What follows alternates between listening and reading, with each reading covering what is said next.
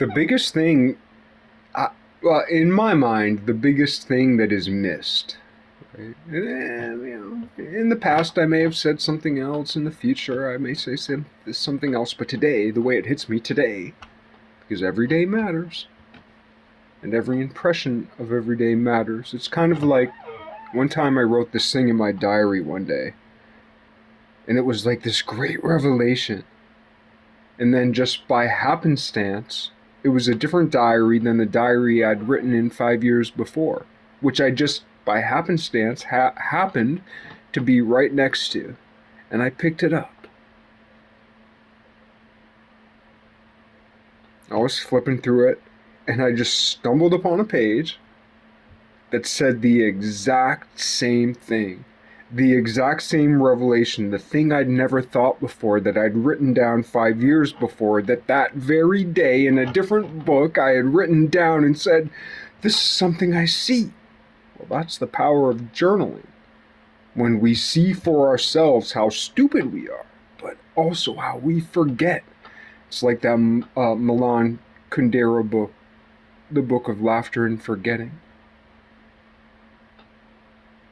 He could have called it the book of crying and forgetting. I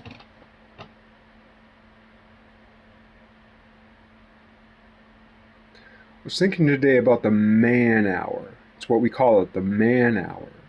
And I do have great respect for the way in which the language around men and women is efforting to be redefined these days. I disagree with some of the presumptions, some of the hypotheses, some of the conclusions, but I do agree with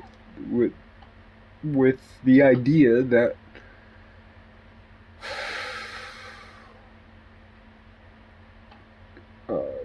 coming to a consensus on clarity around these general terms, even though they will evolve, is important. So, but to my mind, the way that word man has been defined and redefined is incorrect, because I believe that the teleological pull of the truth of the future is essentially the Aristotelian final cause.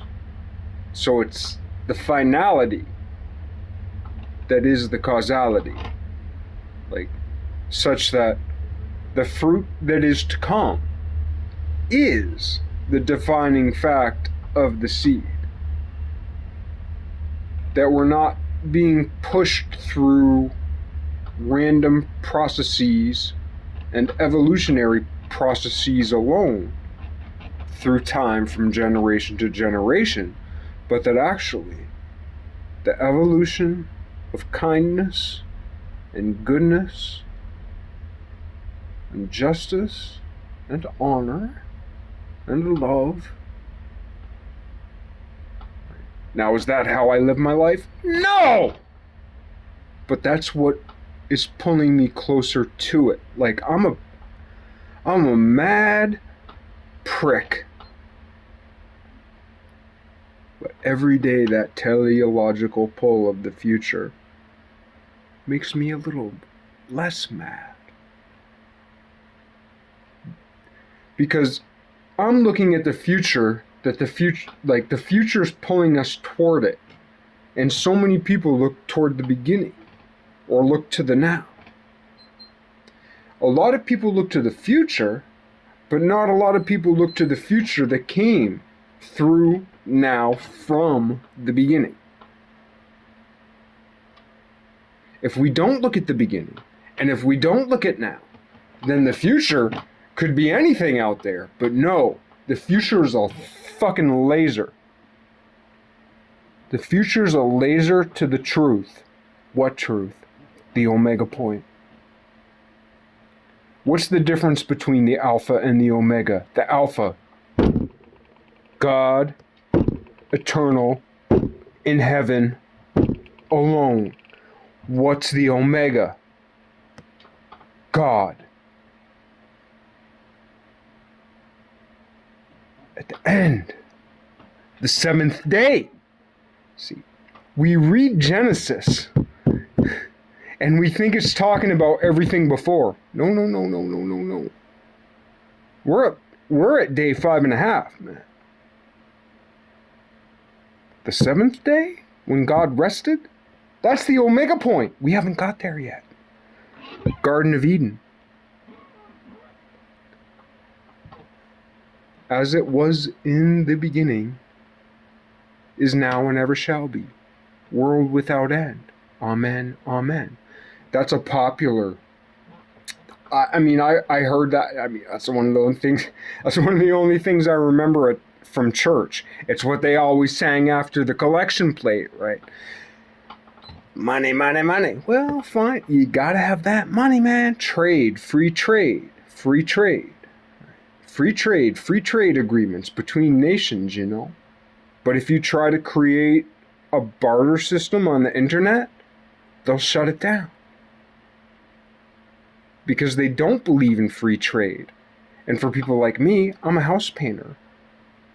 And I work with carpenters, plumbers, tile guys, window cleaners, housekeepers, electricians, plumbers. Did I say plumbers? Plumbers are important. Maybe the most important.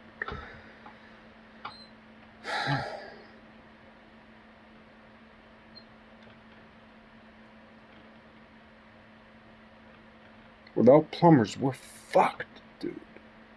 Plumbers are not given enough respect now. They're given a little bit more respect these days because plumbers make fucking dough.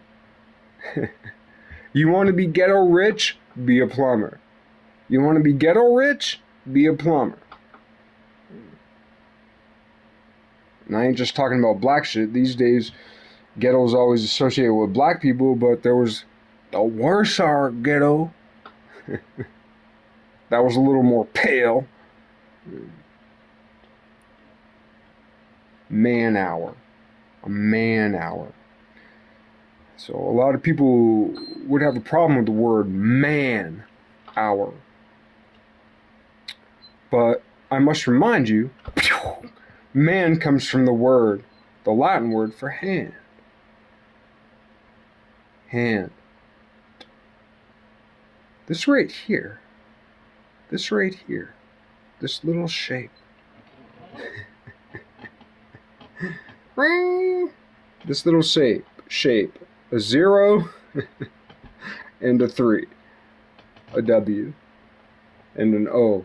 Woe, ye scribes and Pharisees, for changing jots and tittles. Like,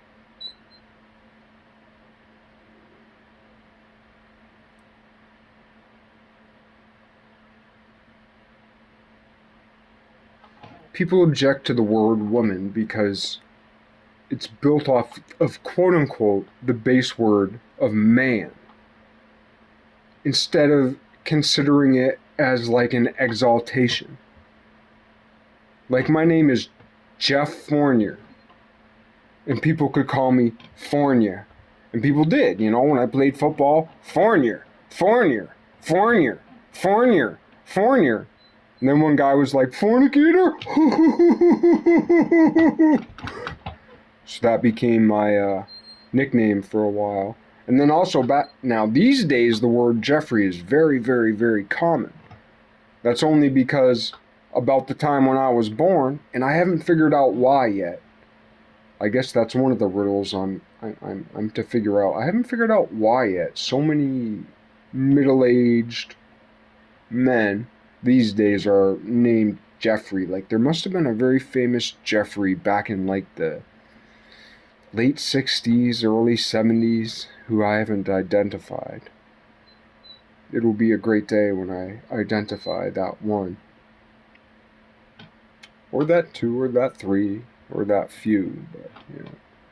there's been in the media over the last 5, 6, 7 years, there's been an explosion of the name Jeffrey in media.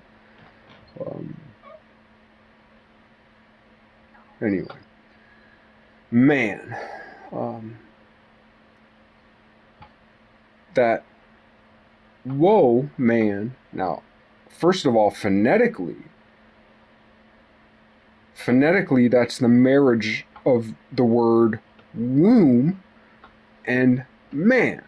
So as it so happens, like these days, quote unquote, trans folk, why not? Is that such a terrible word? Like, they're folk. They're our people. They're not other people. They're not someone else's people. Right? Like, I'm not into the trans shit, man. All that trans shit, for the most part, rubs me the wrong way. Like, I'm still a wicked, like, for real, I'm still a wicked